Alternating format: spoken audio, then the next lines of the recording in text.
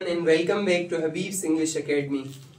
In our CSS, PCS, PMS lectures, today we are going to discuss an important topic that is laws of economics. Laws of economics. आज के इस important topic में हम economics का laws पढ़ने वाले हैं, पर सबसे पहले laws of economics के अलावा हमने economics पर एक important lecture बनाया था जिसमें मैंने आपको बताया था कि economics होती क्या है, और आज हम लॉस ऑफ इकोनॉमिक्स यानी इकोनॉमिक्स के लॉस के बारे में, उसके खतरे में होने के बारे में डिस्कस करेंगे।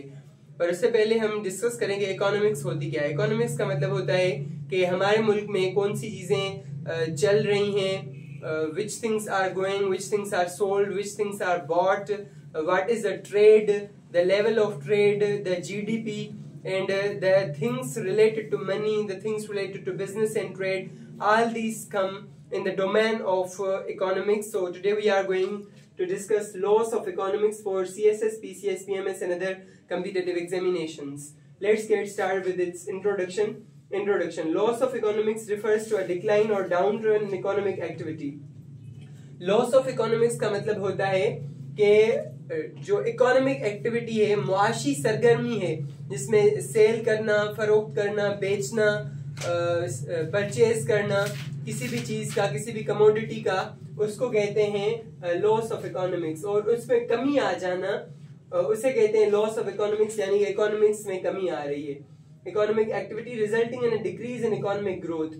और जब ये चीजें होती हैं कि डिक्लाइन आ जाता है या डाउन टर्न आ जाता है इकोनॉमिक एक्टिविटी में, और उसका नतीजा ये होता है कि इकोनॉमिक ग्रोथ में डिक्रीज आ जाती है, इकोनॉमी हमारी नहीं बढ़ती, मईशत नहीं बढ़ती, इकोनॉमिक्स नहीं बढ़ती, और स्टेबिलिटी में कमी आ जाती है, यानी इस्तेहकाम नहीं होता, मुल्क की इकोनॉमी, मुल्क का पैसा फ्लो से नहीं चल पा रहा होता, इस्तेहकाम से नहीं चल पा रहा होता, एंड प्रॉस्पेरिटी, मुल्क में खुशहाली नहीं रहती।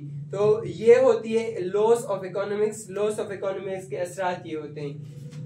This can have far-reaching consequences for individuals, businesses and societies as a whole.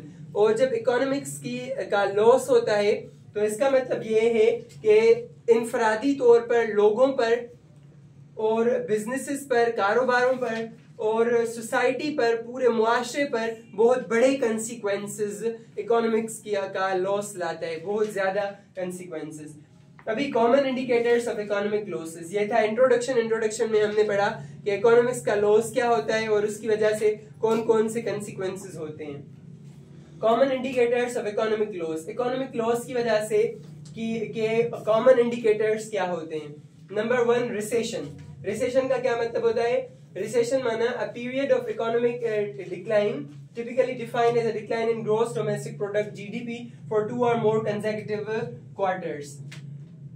Recession का क्या मतलब होता है? रिसेशन का मतलब होता है कि मुसलसल 3 या 4 क्वार्टर्स के लिए, मुसलसल, क्वार्टर यानी साल का एक चौथा हिस्सा, तो 4 मुस्तकिल क्वार्टर्स में अगर इकोनॉमी कम होती जा रही है और कम ही है, और पूरी जीडीपी, ग्रॉस डोमेस्टिक प्रोडक्ट भी कम है, तो उसे कहते हैं हम रिसेशन, यानी इकोनॉमी कम ही चलती जा रही है कंटिन्यूअसली और मुल्क की इकोनॉमी खराब हो चुकी है।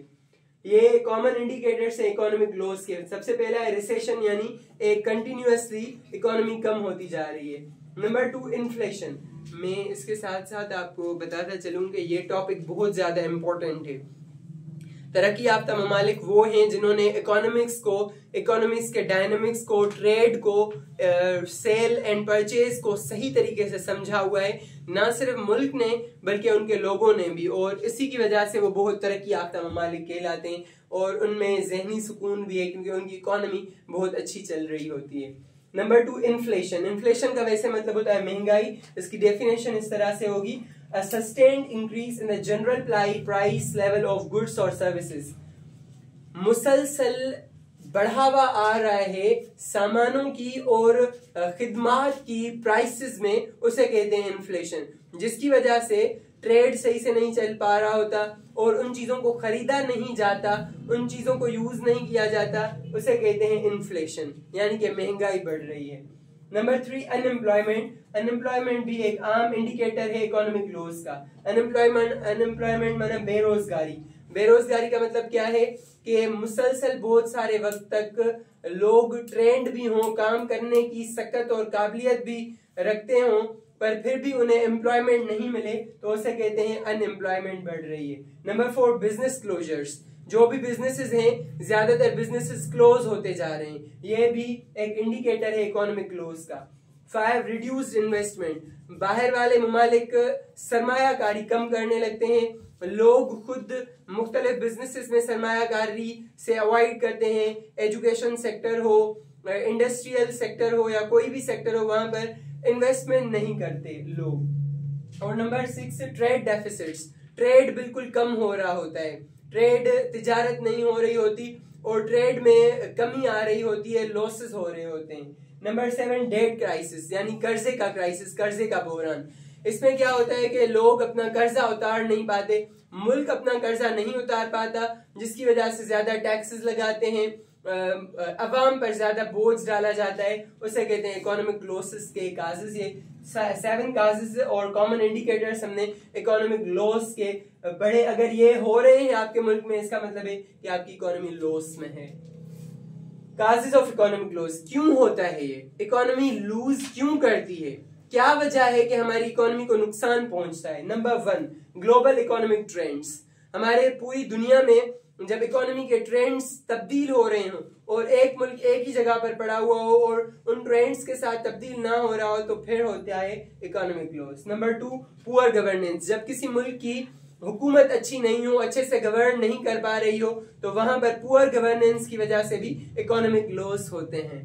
Number 3 lack of investment. अगर लोग अपने मुल्क से भी इन्वेस्टमेंट सरमायाकारी नहीं करना चाहें, बाहर वाले ममालिक भी अवॉइड करें सरमायाकारी करने से, उसके मुख्तलिफ वजूहात हो सकती हैं। जैसे पाकिस्तान में अगर दहशतगर्दी होगी, गवर्नमेंट बार बार उल्टाई जाएगी और आर्मी का होल्ड होगा और मुख्तलिफ ऐसी वजूहात की वजह से लैक ऑफ इन्वेस्टमेंट होगी, लोग अवॉइड करेंगे कि हम पाकिस्तान में क्यों खर्चा करें क्योंकि यहाँ पर लॉसेज हैं हमें, इसकी वजह से भी ये हो रहा होता है। Number 4 environmental disaster. जलजिला हो गया, क्लाइमेट चेंज हो गई, ज्यादा हीट, ज्यादा सर्दी हो गई, इसकी वजह से भी लोग जो इकोनॉमी है वो लॉस करती है। Number 5 technological disruptions.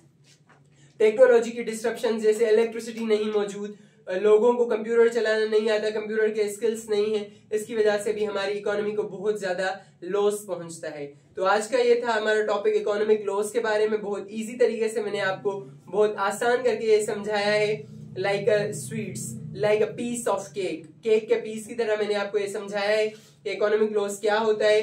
बहुत हाई लेवल का टॉपिक मैंने आपको बहुत इजी लेवल का, आपके माइंड के लेवल का करके समझाया है। आप आई होप आपने अच्छे तरीके से समझा होगा और इन तमाम चीजों को आपने अच्छे तरीके से ग्रास्प करना है माइंड में और फिर डिलीवर करना है।